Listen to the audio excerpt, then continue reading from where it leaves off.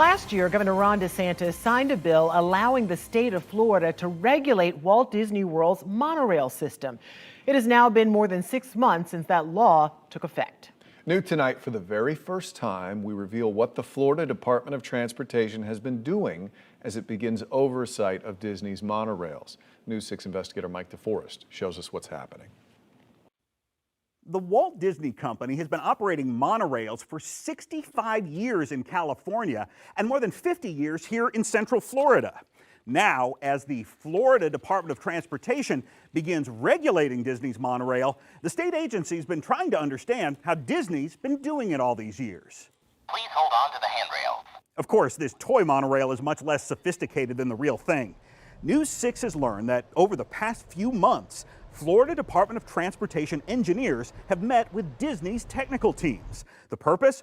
To learn about Disney's past maintenance and inspection processes. According to FDOT, Disney has provided the state with monorail safety manuals and other documentation. Right now, the agency is conducting what it calls field inspections of the 14-mile monorail system.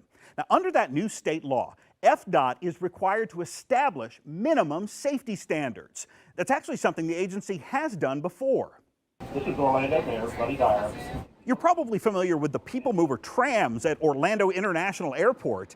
Well, FDOT's been inspecting those for years, along with similar trams at the Miami and Tampa airports, the Jacksonville Skyway, the streetcars in Tampa, and Central Florida's Sunrail.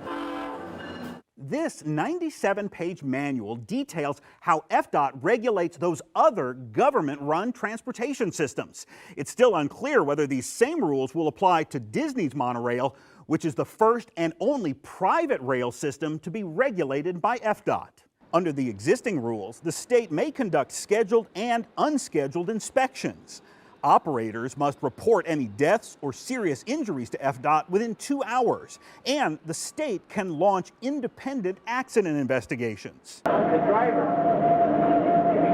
Can you hear us? Hey! Can you hear me? Nearly 15 years ago, Disney monorail pilot Austin Wenenberg was killed when another monorail backed into his train. The National Transportation Safety Board investigated that deadly crash, concluding human error was to blame. Although Disney made several safety improvements, the NTSB noted external safety oversight of public transportation systems is critical to identifying and correcting systemic safety risks. You know, this monorail is exempt. They exempted the monorail from any safety standards or inspections. Disney's lawyers claim Governor Ron DeSantis approved the new monorail regulations as retaliation against the company. Some question whether FDOT could now shut down Disney's monorails, but that's unlikely, according to the state lawmaker who sponsored the legislation. That is going to be a last resort action. So in other words, there would have to be some significant safety concerns in order for that monorail to be shut down. FDOT tells me it eventually plans to inspect Disney's monorail once every 2 years. But right now there are still a lot of questions about how the state will oversee that monorail system. Mike DeForest, News 6. Fascinating story. Interesting to hear all the other monorail type transportation things that they're already looking over. I feel like as long as the person doing the inspection does a great job, that's all anyone cares about. Right. That's what you want to be safe. Keep people safe. And I want to know where that toy monorail is around That's the other Where do you find that question thing? there.